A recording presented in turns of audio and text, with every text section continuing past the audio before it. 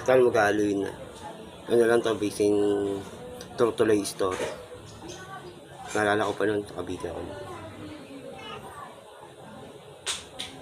Nandun ako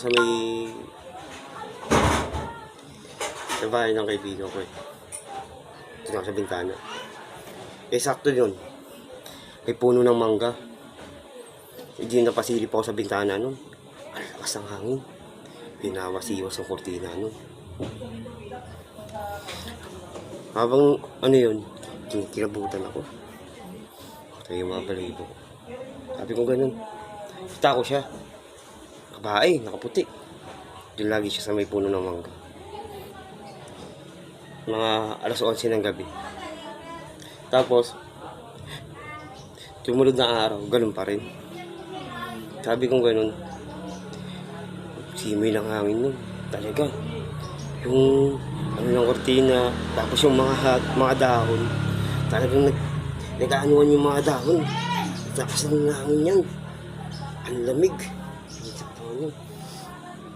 Sabi ko ganun. Sabi ko, pre, kilala mo ba yun? Sabi sa akin. Bigla siya nawala. Ngayon, pangatlong araw, ganun pa rin nangyari. Ginawa ko. Binaba ko na siya. Sinundan ko. Sabi ko, ano bang kailangan mo sa akin? Bakit lagi kang tingin ng tingin? Sinundan ko ngayon siya. Narating ako para sa sementeryo. Takot ako. Siyempre yung takot ko, ginabahan ako na yung takot ko. Sementeryo siya eh. Sabi ko, ano bang kailangan mo? Sabi ko gano'n sa kanya.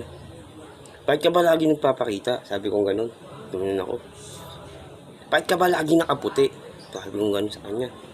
Sumagot siya sa akin. Sabi niya sa akin, syempre, labato sa Tide.